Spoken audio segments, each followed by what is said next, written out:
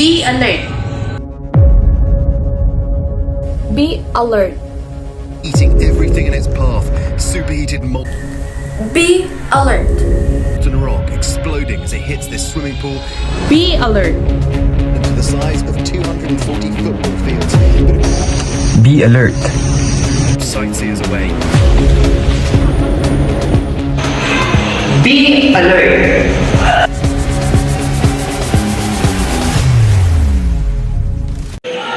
Ilang kalamidad pa ba ang kailangan nating maranasan upang tayong mga Pilipino ay maging handa sa hamon na ito?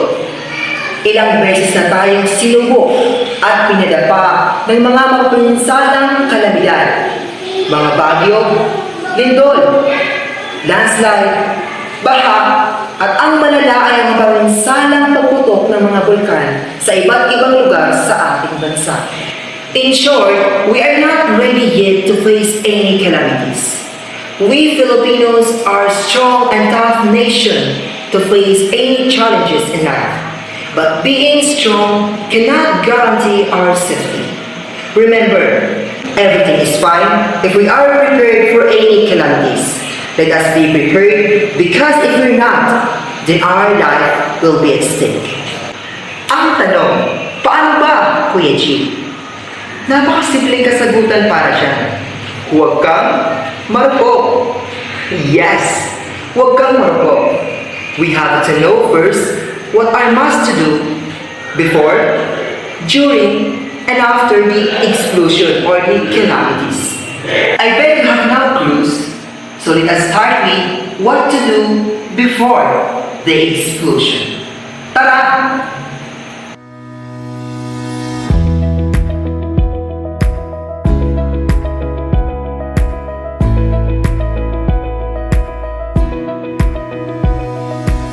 Be updated on the news.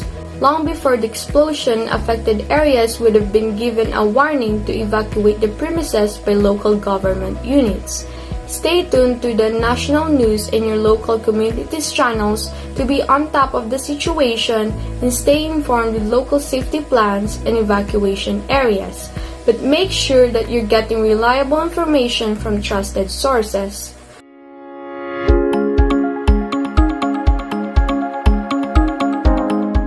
Make a family disaster plan. Your family may not be together when the disaster strikes, so it is important to know how will you contact one another, how will you get back together, and how will you do in case of an emergency. Know the disaster hotlines and other emergency hotlines to inform the authorities when the disaster will have an actual impact to your area. Make sure to save these following numbers.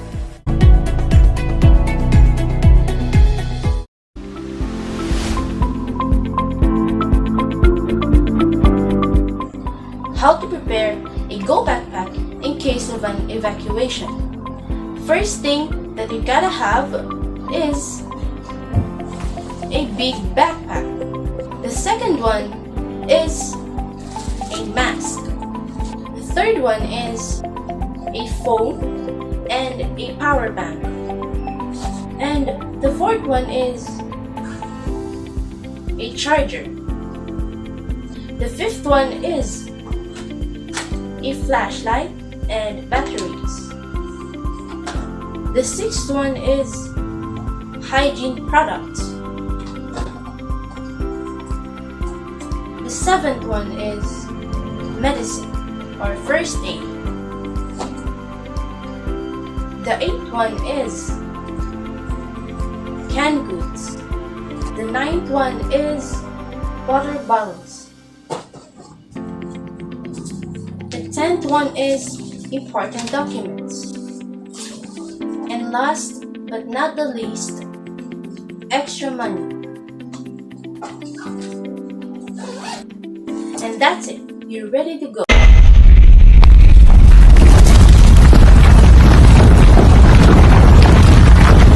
Oops!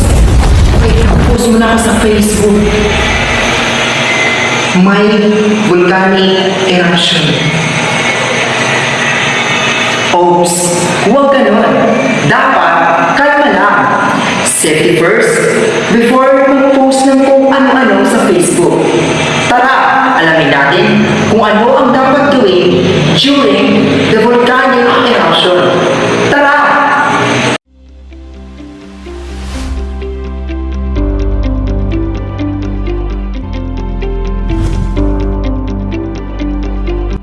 First, use an N95 dust mask to protect yourself from pulmonary-respiratory injuries and diseases.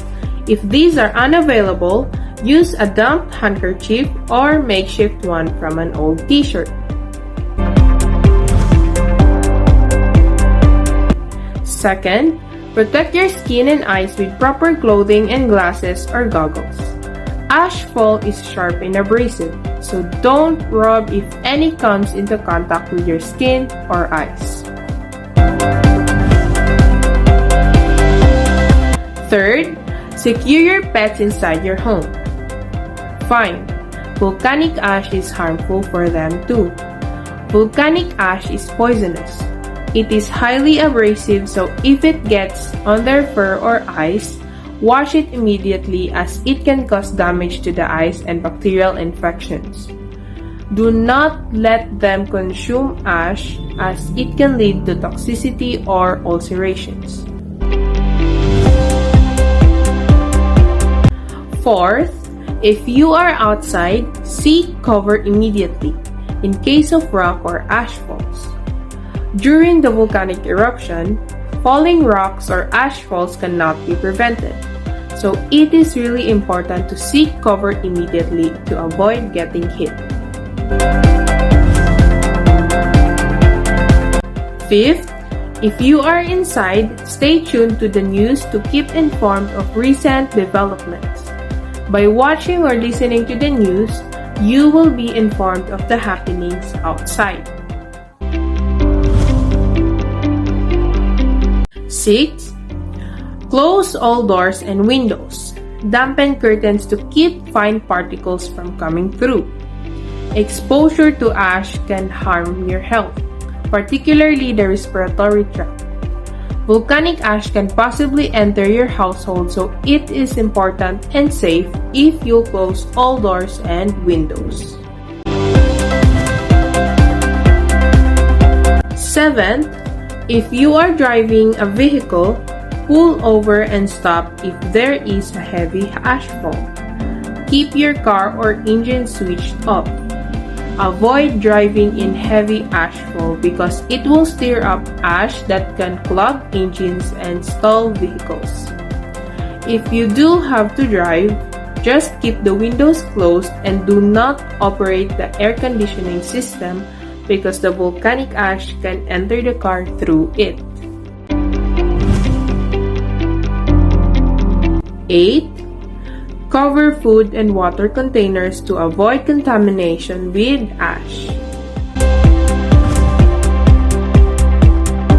9th, wash all utensils thoroughly before eating. Fine ash particles may have settled on them. Volcanic ash can be very dangerous to our health when inhaled or ingested due to the poisonous gases and harmful aerosols it is made up. It can cause breathing problems, skin irritation, eye infection, and damage to the lungs. 10th, stay away from rivers or streams to avoid lahar flow. Lahars are formed by intense rainfall during or after an eruption. Rainwater can easily erode loose volcanic rock and soil on hillsides and in river valleys.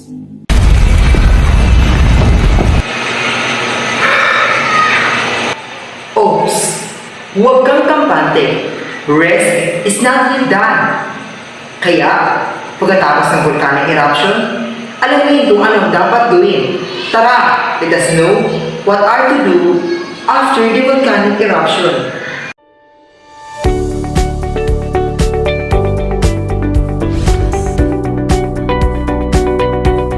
Listen to your local radio or TV stations for civil advice and follow their instructions. Though it may seem safe to stay at home and wait out an eruption, doing so can be very dangerous. Volcanoes spew incinerating, dangerous gases, molten rocks, and boulders that are massively destructive. Tune in the radio or television for updates and instructions given by authorities.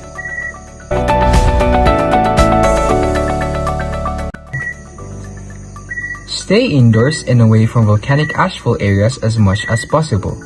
Volcanic ash can irritate and damage the eyes and pose as a health risk to people with respiratory problems.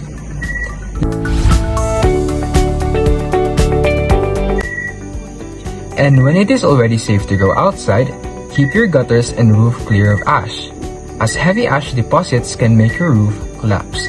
You may not be able to shelter yourself if you let the piles of ash stay on your roof longer. Your roof will collapse and will then pose a greater risk.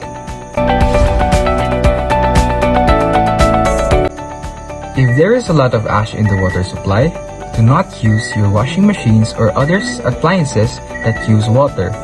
Ash that is mixed with the water will clog your appliances and will eventually break them. Avoid driving in heavy ashfall as it stores up ash that can clog engines and cause serious abrasion and damage to your vehicles. Keep your animals and your pets indoors. When possible, wash away the ash on their paws or fur to prevent them from ingesting the ash. Provide them with clean drinking water. Pets are also affected by ashfalls since they live in the same household as you. What is dangerous to you is dangerous to them as well. Use damp cloth, face mask, or eye protection when cleaning those debris so you can avoid inhaling those debris caused by the eruption. Sprinkle those ashes when cleaning up so it won't scatter around the air. Report those broken utility lines to the local authorities.